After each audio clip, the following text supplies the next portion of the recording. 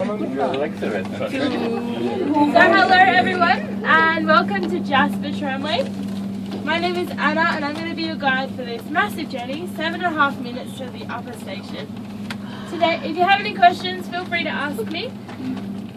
Today we are going from an elevation of 1,258 meters right up to 2,263 meters above sea level. So pretty much we are going up a kilometre and your ears will probably pop as mine have been doing all day. If you look to the back of the car you can see Jasper Town. Ironically it's in the shape of a J. That was by no means coincidence, just turned out that way. Jasper has a residential population of about 5,000 to 7,000, but it does grow to about 20,000 in the summertime due to tourism and seasonal workers like myself. The interesting thing about Jasper though is it actually cannot expand due to the surrounding national parks around it, so it has to stay at that small size, which is pretty good because we don't want much pollution in the national park area. Also, no one can actually own land in Jasper, it's owned by the national park, so you have to lease it off the government. Now to tell you a bit about the tram cars you're riding on to make you feel a little bit safer, they were built in 1964 by a German company called PHB. It took about 7 months to construct and it was mostly done by helicopter. And these are the original tram cars from that time, so they are 48 years old. 48 years old. But age does not mean anything because they run perfectly. And we are just approaching my favourite part of the day. We are approaching the tower. As we do go over the tower, there will be a little swing. We'll just change our angle of ascent. You look very worried. It'll be okay. It's only very tiny. It's okay.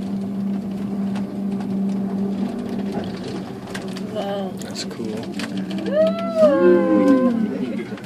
Funnest part of the day. And guess what, everyone? We're not even halfway yet. Yeah.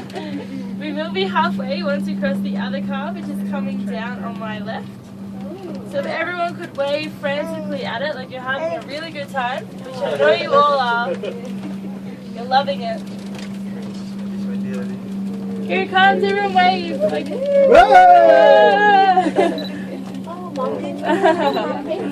that is a boring car.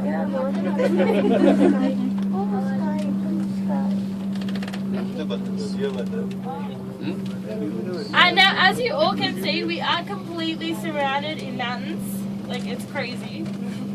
So if you look to my left, you can see far over that way is the Yellowhead Range, and that is the border between BC and Alberta. So it's the actual physical border. And Mount Robson is on that Yellowhead Range, but you can't see it today, unfortunately. It's a little bit covered in cloud. And then you go over, and this is the Victoria Cross Range in front of us here. And then on that Victoria Cross Range is Pyramid Mountain. It looks like a pyramid. You can hike that one, it takes about a day. And then follow further is the Colin Range with Old Man Mountain. It's a bit foggy at the moment. Then over here is Moline Range with Signal Mountain on it. Signal Mountain is the rounded shaped mountain there. It's got like a sort of like, I don't know how to describe it. But Signal Mountain was used to detect forest fires. So it had a tower on top of it. Ironically, the tower burnt down, so they now have a new tower. So that is a bit of a crazy story.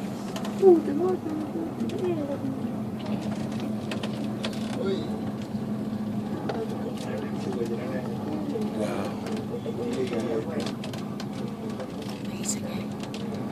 So this is what it feels like to be on the top of the world.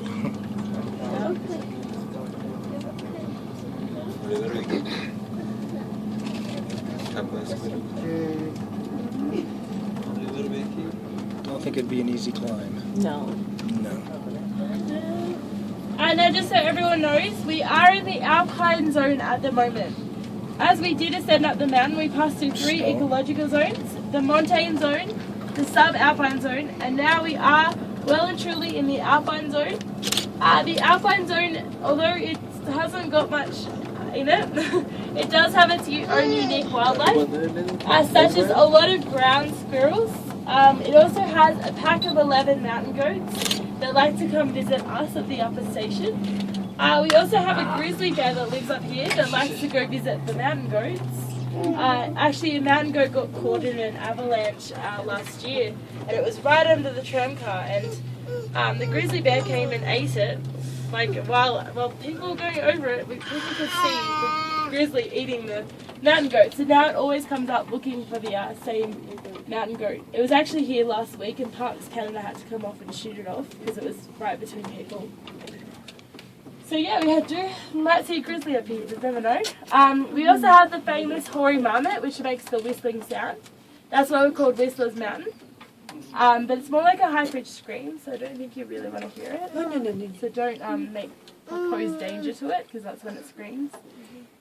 And you can stay up here for as long as you want. There is one going down every 9 minutes or so. But we are very busy today, so there might be a little bit of a wait on the one going down. It's just first in, best dressed, so if you line up, then you're sure to get down. And there's also a restaurant upstairs, gift shops and toilets downstairs, 2 observational decks, boardwalk, and there's also a hike you can do at your own risk to the summit.